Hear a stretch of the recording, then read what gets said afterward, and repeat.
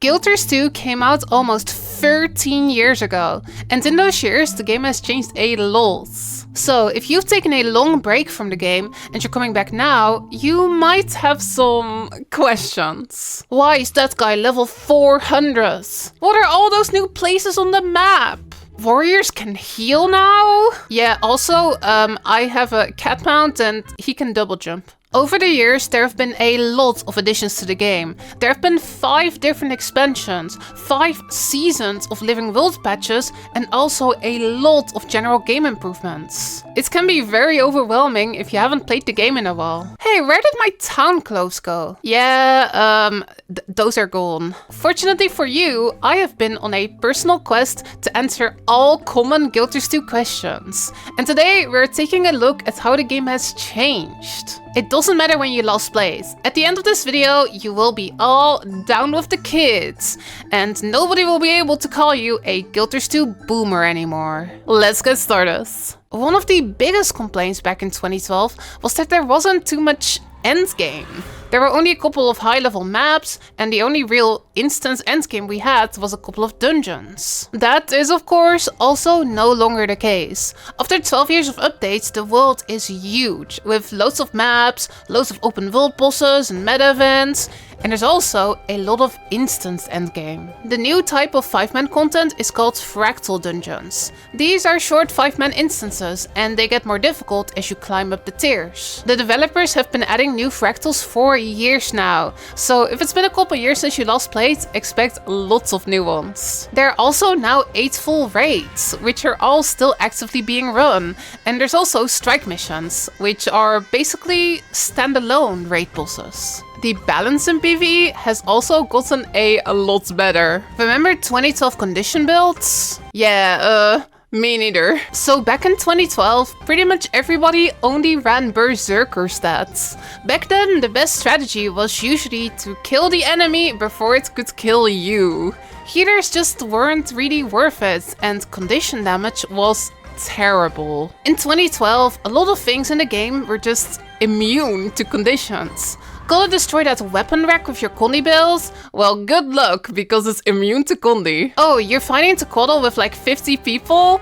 Well, Tequaddle can actually only have like 25 stacks of poison max, and there's 10 of you running Condi, so that's gonna be a problem. Fortunately, all of this has been long fixed. Buildcraft is still very flexible, but there are even roles in PvE now. There are power damage builds just like before, but there's also Condi damage builds, there's hybrid support builds, and there are even full healer builds. When the first expansion was coming out, we were all actually kinda laughing at the idea of healers in Guilders 2. What is this druids? Who do they think we are? We play Guilders 2, we don't need healers in this game. Then this guy showed up and he kicked all of our butts, so we use healers now. But before that first expansion even came out, the game already got improved in lots of other ways. Transmutation stones, which copy the skin from one item to another, were removed and replaced with the much better wardrobe system. You don't just copy skins from one item to another anymore. Instead, you unlock skins in your wardrobe forever. Town clothes were cosmetics that you could only wear out of combat. So if you were gonna fight, you always had to wear real armor. That system got replaced by outfits, which just slot over your regular gear. They can be toggled on or off whenever you want. But the first really huge changes came with the first expansion, Heart of Thorns. Heart of Thorns is the expansion that made Guilders 2 what it is today. It changed almost everything. One of the biggest changes was the introduction of elite specializations. An Elementalist could now specialize into being a Tempest, and a Necromancer could specialize as a Reaper. New class weapons were introduced. The trade system was entirely redone, and we got raids for the very first time, which actually made us care about running healers and supports. Guild halls were introduced, and you could also now get mastery levels beyond level 80. These mastery levels don't give you additional power, but they do unlock special features, like for example gliding or using jumping mushrooms. You could now not only be in multiple guilds at a time, but you could actually read all of their guild chats simultaneously. This means that you can totally be in multiple guilds. And if any guild leader tells you that you are only allowed to represent their guilds, then they're being silly and you might want to rethink being in that guild. It is hard to overstate how much Guild 2 changed with Heart of Thorns, and many players still consider it the best expansion the game has ever had. It was also a very difficult expansion at launch, with Pocket Raptors absolutely wrecking the player base. Since then, the difficulty has fortunately been toned down a little bit. After Heart of Thorns, the next real massive change was the introduction of mounts. It's almost hard to imagine this now, but before PoF Fire, Guild 2 didn't have any mounts at all. We used to just waypoint and run everywhere, and many people would play specific classes just because they were faster. That was really my main reason to play V. But PoF Fire's mounts were not only fast, they also all had their own special movement ability. The Raptor can jump super far, the Springer can jump super high, the Skimmer can float over water, and the Jackal can blink around.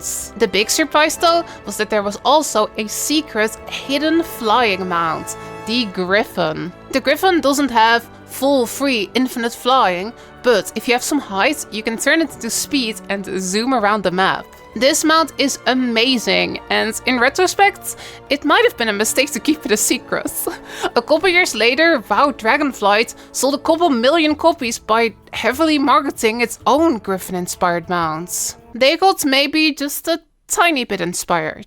PoF Fire also added new story, new massive maps, and a new set of elite specializations. Most people found PoF Fire to be an amazing experience, but maybe not quite as replayable as Heart of Thorns was. Nowadays, I find myself playing Heart of Thorns much more often, but PoF Fire will always hold a special place in my heart.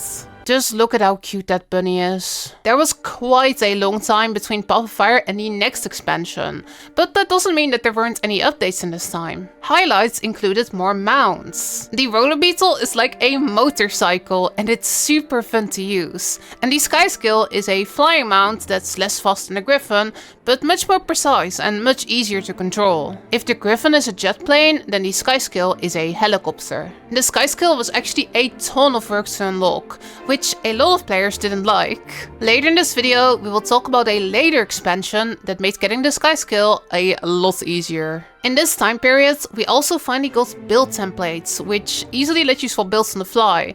And we also got equipment templates, which are like separate character loadouts. This made it way easier to play multiple builds on a single character, and it's honestly one of my favorite features. However, you may have to spend some gems if you want additional templates. I guess they gotta make money somehow. We also got strike missions for the first time.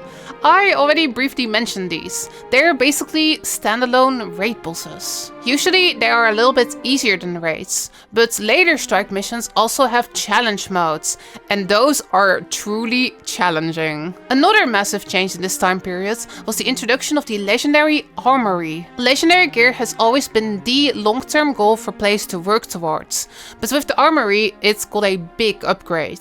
Now you can use one legendary across multiple characters at once. You can transmute legendary gear for free, and you can still stat swap legendaries whenever you want. This update really kickstarted my legendary addiction. I have spent way too much time trying to collect the full sets. Totally worth it. And then in early 2022, we finally got the third expansion, End of Dragons. The continent of Canva was opened up far to the south. New features included skiffs, fishing, a new siege turtle mount. You could now get your own customizable jade bots, and there were also new legendaries to chase.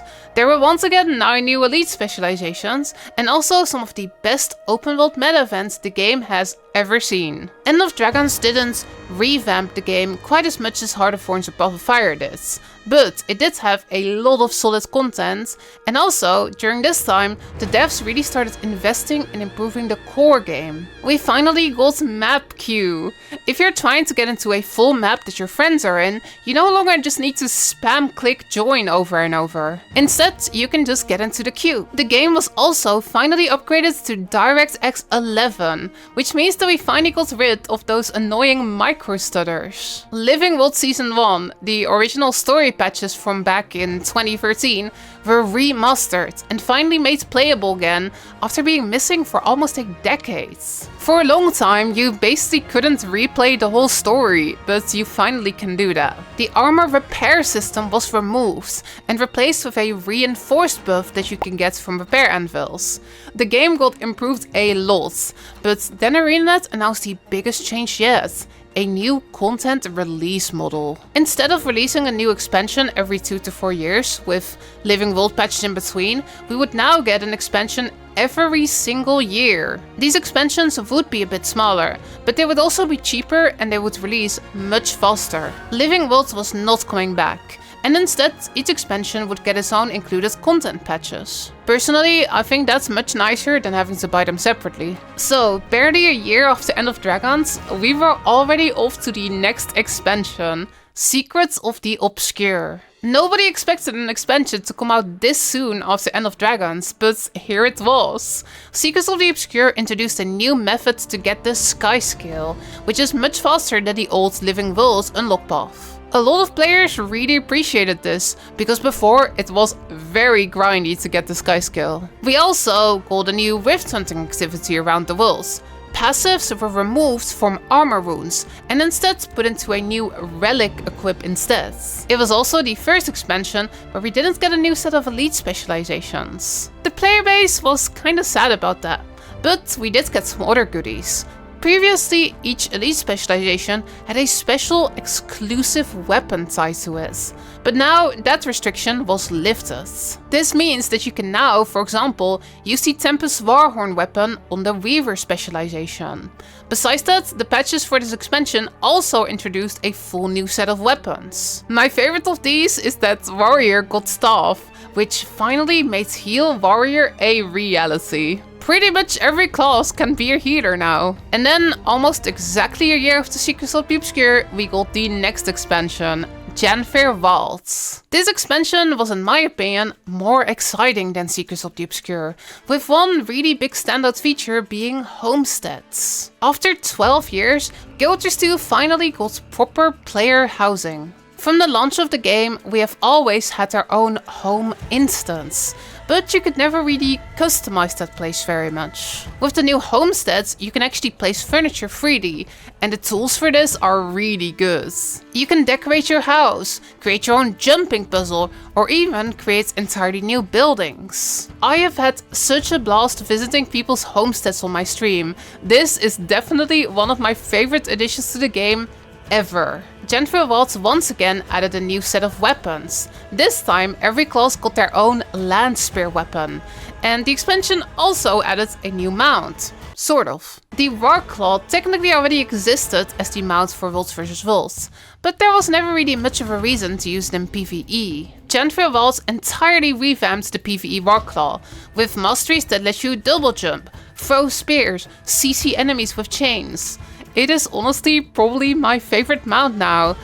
I really like to just bounce around with the cute kitty. Alright, and with that, we are all caught up. Another expansion is planned for 2025, but we don't know much about it yet. I also probably forgot a whole bunch of changes, considering I just tried to summarize 12 years of content in a 15-minute video. But that's okay. If you have any thoughts, definitely let me know in the comments below, or drop by my Twitch stream over at twitch.tv/Leranity. I stream GW2 5 nights a week, and I love to get nostalgic about the early years of the game. Thank you so much for watching, and I will see you next time.